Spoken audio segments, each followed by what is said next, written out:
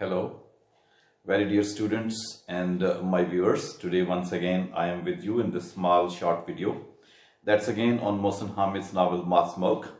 And as in this novel we have number of interesting things, and one of these interesting things is the incident that takes place with Daru in his bank where he's doing his job. The day when he goes to his bank is a very bad one for him, because when he tries to get up early in the morning, it's very difficult for him. His servant throws breakfast on him and he gulps it very hurriedly and tries to go outside, but to his misfortune he finds out that his car is without fuel, so he has to push and pull the car towards the petrol pump, and ultimately he reaches his bank. When he reaches there, he becomes absolutely upset because it's too late for him to reach there. And again, he is to face some very big landlord there who is sitting and waiting for him. This is Mr. Jeevan. Mr. Jeevan is already very angry on him because he's thinking that the man should have been present on his seat. Mr. Jeevan is a feudal and he's got his things to be done in the bank. He's got a big fat account, and therefore he wields the type of power on the people of the bank, because the bank needs such people to hold their accounts there. But Daru is a different type of Pakistani, and he doesn't take care of the power of this feudal man, so he doesn't speak to him in a good way. Because of his own personal disturbances, he tries to avoid the question why the check has not been so far cashed, but Mr. Jeevan insists on that, and with a couple of minutes only the exchange takes place, and ultimately it's not possible for Daru to keep control of himself, and that is why he is there to talk harsh, a little bit harsh to him. So as a result, Mr. Jeevan goes to the bank manager's room and complains against Mr. Daru. And ultimately, because of his complaint, Daru is given a fire from the bank and he's outside of that. And that was the only source of income he was having. So this again adds to his misery.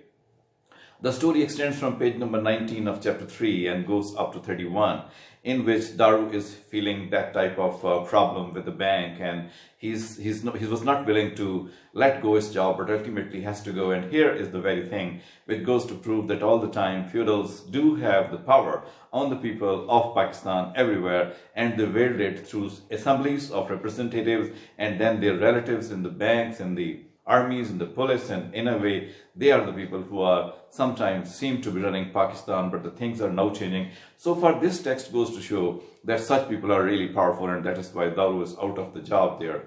And in that way he is roaming about here and there. One can see in the character of Daru that it may be his carelessness, or on the other hand it may be his moneylessness, or it may be his emptiness of the kind of life he was living, because of which all these things are happening to him.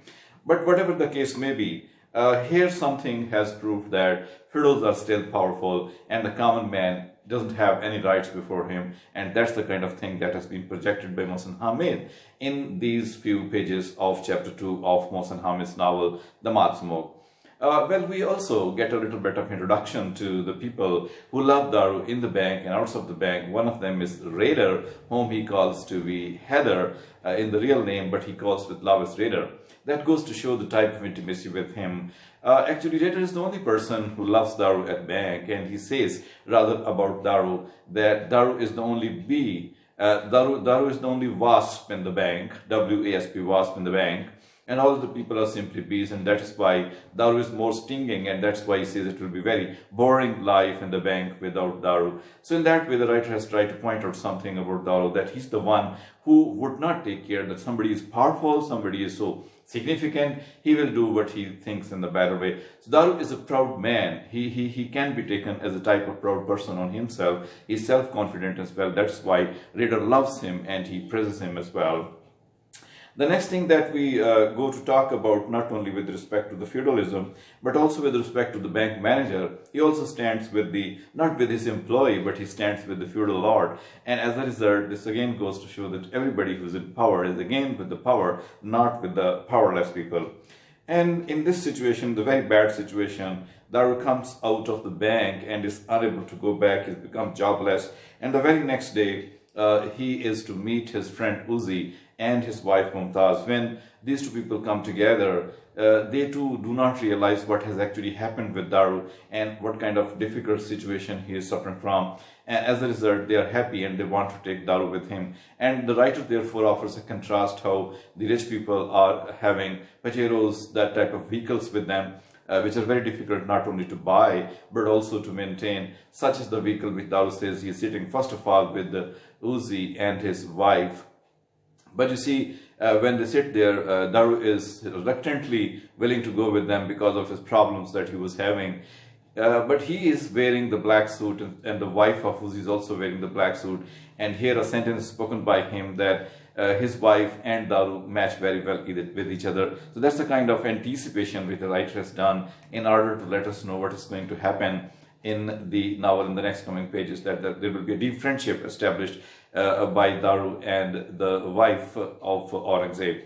So not only this happens, but also when they go to the party in the same chapter, we see that these three try to enter into the party and they are welcomed there because of their power. Otherwise, it was not possible for them to go there, because only rich and powerful people go to such parties.